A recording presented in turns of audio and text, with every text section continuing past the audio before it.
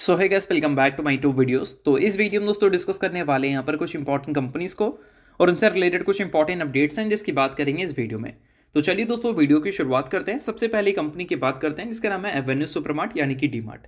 But DMart को जानने से पहले दोस्तों एक छोटा सा डिस्क्लेमर है। जितनी भी कंपनीज की बात करेंगे हम लोग इस वीडियो में, वो सारी कंपनीज को सिर्फ एजुकेशन पर्पज की तरह ले सकते हो।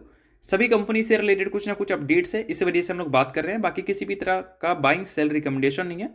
सारी चीज़ें एजुकेशन पर्पस के लिए, तो सीखने की तरह ही इसको लेना। तो चलिए वीडियो की शुरुआत करते हैं। सबसे पहले बात करते हैं एवेन्यू सुपरमार्ट के बारे में। सो दोस्तों इसके बिजनेस की हम बात कर लेते हैं। तो देखो, पिछले कई टाइम से इसके जो नंबर्स हैं उसमें हमें एक स्लो डाउन देखने को मिली है। लाइक पिछले 10 साल की अगर सेल्स ग्रोथ CAGR देखोगे और प्रॉफिट ग्रोथ CAGR देखोगे तो वो बहुत इंप्रेस करेगा। सेल्स ग्रोथ CAGR 27% है, प्रॉफिट ग्रोथ CAGR 32% है। 5 साल का भी ठीक है, 3 साल का भी ठीक है। बट अगर हम पिछले 1 साल की बात करें तो कंपनी के सेल्स ग्रोथ तो फिर भी हमें अच्छे देखने को मिल रहे हैं, बट कंपनी के प्रॉफिट्स सेल्स की तरह हमें प्रॉफिट ग्रो होती भी नजर नहीं आ रही है। इस वजह से स्टॉक प्राइस CAGR कुछ आपको पहले की तरह देखने को नहीं मिलता है। पिछले 3 साल का स्टॉक प्राइस CAGR -1% है और एक साल में सिर्फ 6% इसने रिटर्न दिया है। तो ऐसा हो क्यों रहा है? तो उसके पीछे का सबसे बड़ा रीजन है प्रॉफिट की ग्रोथ में तेजी ना आना। अब ऐसा क्यों हो रहा है दोस्तों कि प्रॉफिट कंपनी का ग्रो नहीं हो रहा है, सिर्फ सेल्स ही ग्रो हो रहा है? तो इसके पीछे के रीजंस मैं आपको समझाता हूँ। 2025 के फाइनेंशियल ईयर में कंपनी ने जो फर्स्ट हाफ में रेवेन्यू रिपोर्ट किया उसका 56% हमें फूड वाले सेगमेंट से जनरेट होता हुआ दिखा। नॉन फूड FMCG यानी कि वो प्रोडक्ट जो कि इसको हम खा ही नहीं सकते हैं, जिसमें आप शैम्पू ले सकते हैं, सोप ले सकते हैं, ऑयल वगैरह ले सकते हैं, फेस वॉश ले सकते हैं, जिसको आप खाते तो नहीं हो बट आपके पर्सनल केयर में आते हैं और वो FMCG का पार्ट है। उसको बेचकर कंपनी ने 21% रेवेन्यू जनरेट किया अपने टोटल रेवेन्यू का। उसके अलावा जनरल मर्चेंडाइज एंड अपैरेल सेगमेंट जो कंपनी का second most revenue generating segment है, उससे कंपनी का 23% रेवेन्यू आया। नोट करने वाली बात यह है कि अगर कंपनी को सिर्फ रेवेन्यू बढ़ाना है तो food and non food FMCGs के थ्रू इजिली रेवेन्यू बढ़ा सकती है कंपनी। बट जब हम बात करते हैं प्रॉफिट्स को बढ़ाने की, तो वहां पर कंपनी का सबसे बड़ा कॉन्ट्रीब्यूटर है जनरल मर्चेंडाइज एंड अपैरेल सेगमेंट, क्योंकि यहाँ पर हाई प्रॉफिट मार्जिन मिलता है। लाइक यहाँ पर अगर कंपनी 10,000 करोड़ का सेल कर दे तो उतना प्रॉफिट जनरेट नहीं कर पाएगी जितना 10,000 करोड़ के सेल में यहाँ पर जनरेट कर पाएगी, क्योंकि यहाँ पर कंपनी को मार्जिन ज़्यादा मिलता है। और अभी प्रॉब्लम्स पिछले कुछ टाइम से क्या आ रहा है कि इन्फ्लेशन के बढ़ने की वजह से जनरल मर्चेंडाइज एंड अपैरेल सेगमेंट जो है वो पहले की तरह कॉन्ट्रीब्यूशन नहीं दे रहा है। इस वजह से लगातार कंपनी के जो नंबर्स हैं रेवेन्यू के मामले में तो ठीक रह रहे हैं, बट कंपनी के प्रॉफिट्स आपको पहले की तरह उस पेस पे ग्रो होते हुए नहीं दिख रहे हैं जिस पेस पे ग्रो हुआ करती हुई दिखती थी। और इस वजह से स्टॉक में कुछ खास इफेक्ट इसका देखने को नहीं मिल रहा है। अब नोट करने वाली बात यहाँ पर यह है कि इस बजट में कुछ ऐसी चीज़ें हमें सुनने को मिली है जिससे कंपनी का जनरल मर्चेंडाइज एंड अपैरेल सेगमेंट अच्छा कर सकता है, और इस वजह से FMCG कंपनीज बजट के बाद अच्छा परफॉर्मेंस भी डिलीवर करती हुई दिखी थी। अब नोट करने वाली बात यहाँ पर दोस्तों यह है कि अप टू 12 लाख तक आपको कोई भी टैक्सेस वगैरह देना नहीं पड़ेगा। पहले टैक्स ज़्यादा देने की वजह से FMCG सेक्टर या फिर कंज्यूमर वाले जो सेक्टर है उसमें एक स्लो डाउन हमें विटनेस करने को मिली थी, क्योंकि लोगों के पास उतना पैसा था नहीं। बट 12 लाख तक अगर आपको कोई टैक्स देना नहीं पड़ेगा तो इसका सिंपल सा मतलब है कि अब आपके पास पैसा ज़्यादा रहने वाला है। और अल्टीमेटली अगर आपके पास पैसा ज़्यादा रहेगा तो आप खर्च करोगे या फिर इन्वेस्ट करोगे। अगर आप खर्च करते हैं तो ऑब्वियस सी बात है कि आप कपड़ा में खर्च कर सकते हैं, बाइक्स में या फिर कार्स में खर्च कर सकते हैं, या फिर आप घूमने जा सकते हैं। मतलब पैसा अगर आपके पास रहेगा तो आप खर्च करेंगे, ये तो सिंपल सी बात है।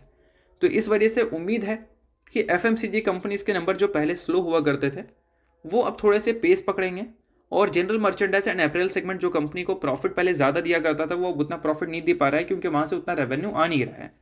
तो उसमें थोड़ी से हमें पीक देखने को मिल सकती है या फिर थोड़ी जंप देखने को मिल सकती है। तो ये एक अच्छी खबर आप बोल सकते हैं FMCG सेक्टर के बेसिस पे। और ऐसा जो न्यूज़ आया है बजट 25 में कि 12 लाख तक का इनकम में कोई भी टैक्स नहीं है, तो इससे सिर्फ FMCG कंपनीज को नहीं, उन सारी कंपनीज को भी फायदा हो सकता है जो कंपनीज बोल सकते हैं कैपिटल मार्केट से जुड़ी है या फिर जो कंपनी इन्वेस्टमेंट से जुड़ी हुई है। क्योंकि लोग के पास अगर पैसा बचेगा तो लोग सिर्फ खर्च ही नहीं करेंगे, वो इन्वेस्ट भी ज़्यादा करेंगे। और इन्वेस्टमेंट्स की जब हम बात करते हैं तो इंडियन स्टॉक मार्केट का नाम आता है, और यहाँ पर एक डिपॉजिटरी है जिसका नाम है CDSL। इनफैक्ट एक नहीं 2 डिपॉजिटरी है NSDL, बट मार्केट शेयर के हिसाब से हम देखें तो CDSL ज़्यादा बड़ी कंपनी नज़र आती है। तो ये जो नंबर है 12 लाख तक का नो टैक्स, इस वजह से CDSL जैसी कंपनीज को भी फायदा हो सकता है। क्यों? क्योंकि अगर इसके रेवेन्यू ब्रेकअप को देखोगे तो एनुअल इशूअर इनकम से कंपनी को 34% रेवेन्यू मिलता है, और उसके अलावा ट्रांजैक्शन चार्जेस से कंपनी को 32% रेवेन्यू मिलता है। और जब मार्केट बुल रन में होता है तो ट्रांजैक्शन चार्जेस के जरिए कंपनी को अच्छा खासा रेवेन्यू मिलता है और अच्छा खासा प्रॉफिट में भी कंपनी होती है, क्योंकि वहाँ पर लोग ज़्यादा से ज़्यादा ट्रेड्स एंड इन्वेस्ट करते हैं। इस वजह से लोगों के पास अच्छी खासी बोल सकते हैं, लोगों के पास नहीं सॉरी, डिपॉजिटरी के पास या फिर बोल सकते हैं ब्रोकर के पास अच्छी खासी इनकम होती है, क्योंकि लोग ज़्यादा से ज़्यादा स्टॉक मार्केट में या फिर इक्विटी मार्केट पे पार्टिसिपेट करते हैं, जिससे अल्टीमेटली उन सारी कंपनीज को फ़ायदा होता है।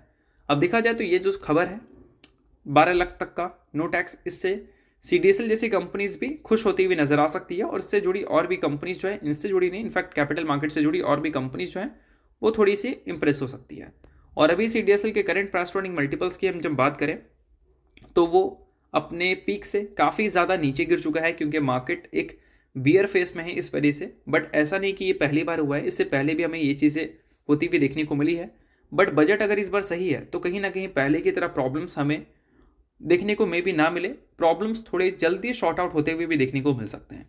तो इन सारी चीज़ों पे भी आप चाहो तो ध्यान दे सकते हो और CDSL को इन सारी चीज़ों के बेसिस पे आप अपने वॉच लिस्ट में भी चाहो तो रख सकते हो। बट हाँ, जितनी भी चीज़ें हैं वो सिर्फ एजुकेशन पर्पज़ के लिए, मैं आपको बाइंग या सेलिंग करने का रिकमेंड नहीं कर रहा हूँ।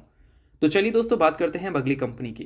तो अब दोस्तों वीडियो में आगे बढ़ने से पहले बात कर लेते हैं एक वेबिनार के बारे में जो कि हमने अरेंज किया है आपके लिए। और ये वेबिनार आपके लिए काफ़ी ज़्यादा यूजफुल रहेगा, क्योंकि यहाँ पर काफ़ी कुछ आपको ऐसी चीज़ें सीखने को मिलेंगी जो कि इस बियर मार्केट में आपको पैसा बनाने में काफ़ी ज़्यादा हेल्प करेगा। और जब बुल मार्केट आएगा तो आपका पोर्टफोलियो सबसे ज़्यादा अच्छा होगा। अब इससे पहले भी हमने वेबिनार अरेंज किया था, 3 से 4 हज़ार लोग उसको अटेंड भी किए थे, काफ़ी अच्छा हमें फीडबैक भी मिला। बट प्रॉब्लम यह था कि उस टाइम जितने भी लोग क्वेश्चंस कर रहे थे वो इतने ज़्यादा बल्क में थे कि सभी का रिप्लाई दे पाना काफ़ी ज़्यादा हमें मुश्किल हो रहा था। तो इस वजह से हमने डिसाइड किया है कि इस बार उतने सारे लोगों को इस वेबिनार में हम ऐड नहीं करेंगे, जिनको ज़रूरत होगी उन्हीं को हम ऐड करेंगे। तो इसके लिए सबसे पहले आप डेट देख सकते हो। डेट हमने रखा है 8 फरवरी सैटरडे का। टाइम आप देख सकते हैं 9:30 PM to 11:55 PM।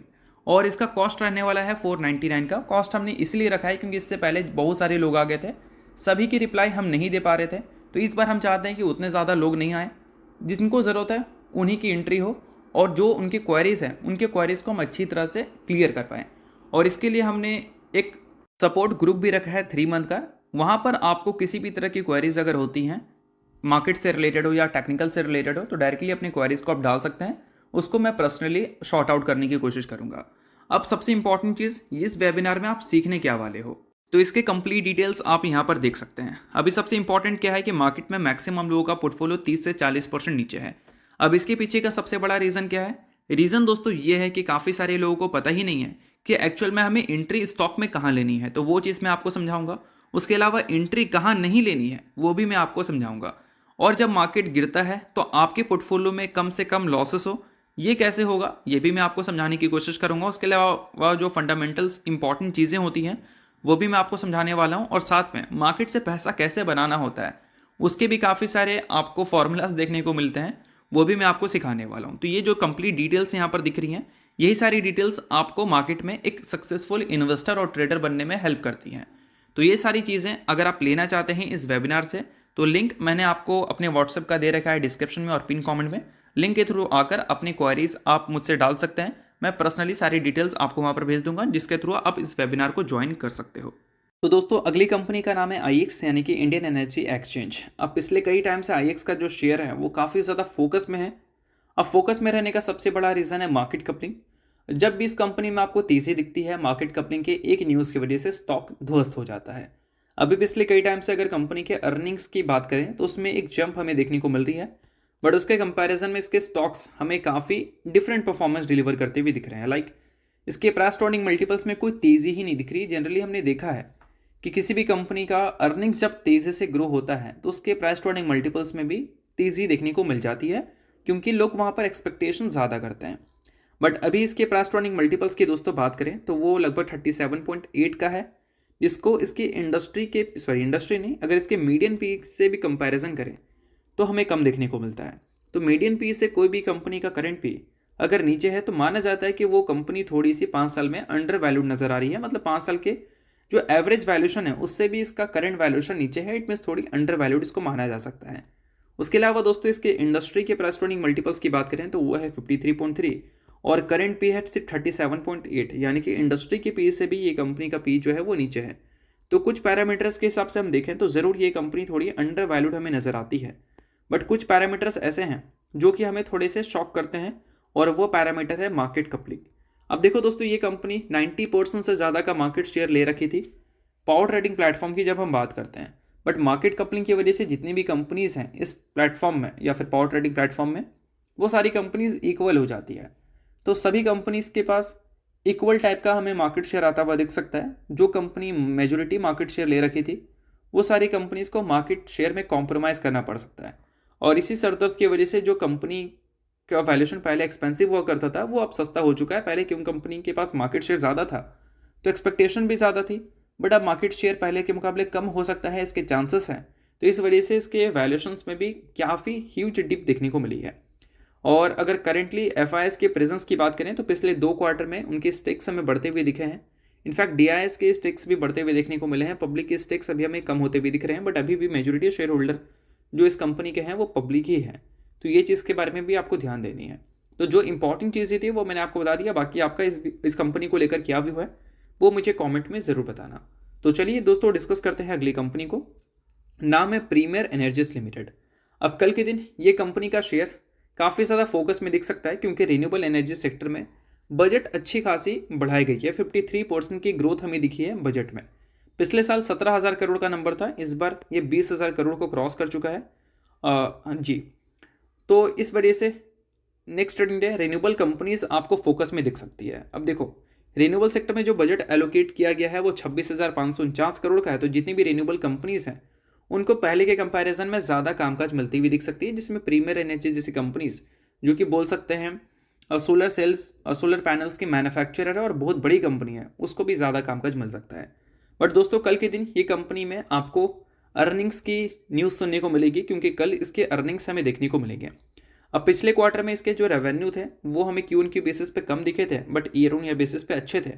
But company के प्रॉफिट्स की जब हम बात करते हैं तो ईयर ऑन ईयर बेसिस पे तो बहुत अच्छे थे, but Q on Q basis पे प्रॉफिट में स्लाइटली जंप थी, क्योंकि कंपनी के रेवेन्यू तो कम थे बट कंपनी के मार्जिन ही ज़्यादा थे। तो इस बार हम उम्मीद करेंगे कि कंपनी के मार्जिन भी ज़्यादा हो, रेवेन्यू भी ज़्यादा हो और प्रॉफिट भी ज़्यादा हो, क्योंकि पिछले कुछ टाइम से स्टॉक का जो है वो काफ़ी बुरा हाल है, क्योंकि यूएस में जो सरकार बदली है और जो ट्रम्प की न्यू पॉलिसीज़ का खतरा है, उस वजह से प्रीमियर एनर्जी जैसी कंपनीज़ को जो पहले एक्सपेंसिव वैल्यूएशन दिया गया था, एक्सपेंशंस की वजह से उस एक्सपेंसिव वैल्यूएशंस को थोड़ा सा मार्केट ने लिया है। तो अब हम उम्मीद करेंगे कि इसके जो प्रेजेंट नंबर्स हैं वो एटलीस्ट अच्छे हो, जैसा हमने वारी एनर्जीज के नंबर्स में विटनेस किया था। तो ऐसा कुछ अगर होता है तो प्रीमियर एनर्जीज के स्टॉक के लिए अच्छी बात होगी, और ऐसा कुछ अगर नहीं होता है तो करेक्शंस कुछ और भी आपको विटनेस करने को मिल सकता है। अभी इसके 52 वीक हाई से करंट मार्केट प्राइस के बीच का जो डिफरेंस है वो 21.3 है। अगर नंबर्स अच्छे रहते हैं तो ये डिफरेंस थोड़ा सा कम हो जाएगा, जो कि एक अच्छी बात होगी। बट अगर नंबर्स खराब रहते हैं तो ये डिफरेंस और भी ज़्यादा बढ़ सकता है। तो इस वजह से इन सारी चीज़ों को आप ध्यान रखना। बट हाँ, इन सारी चीज़ों को आप एजुकेशन पर्पज़ की तरह लो, किसी भी तरह का गारंटीड या रिकमेंडेशन नहीं है, तो ये बात भी आप थोड़ा ध्यान में रखना। तो चलिए दोस्तों, डिस्कस करते हैं अगली कंपनी को जिसने बोनस इशू किया है और 11 फरवरी को इसका रिकॉर्ड डेट भी इसने फिक्स किया है। अब नाम दोस्तों कंपनी का क्या है, तो नाम है EFC इंडिया लिमिटेड। अब 1:1 की रेशो में इसने बोनस दिया है, यानी कि एक के बदले एक शेयर कंपनी आपको देगी बोनस के तौर पर। सो अगर आप इस कंपनी के शेयर होल्डर हैं तो बेशक आपके लिए अच्छी खबर है। शेयर होल्डर नहीं है तो आप इग्नोर कर सकते हैं कंपनी को, क्योंकि छोटी कंपनी है तो कोई रिकमेंडेशन नहीं है, बट न्यूज़ थी इस वजह से मैंने बता दिया। तो चलिए दोस्तों, ये सारी कुछ इंपॉर्टेंट कंपनी से रिलेटेड इंपॉर्टेंट अपडेट्स थी जिसकी बात की हमने इस वीडियो में। होप करता हूँ वीडियो आपको अच्छा लगा होगा। लाइक कीजिए, पहली बार सब्सक्राइब कीजिए। वीडियो के लिए बहुत बहुत शुक्रिया।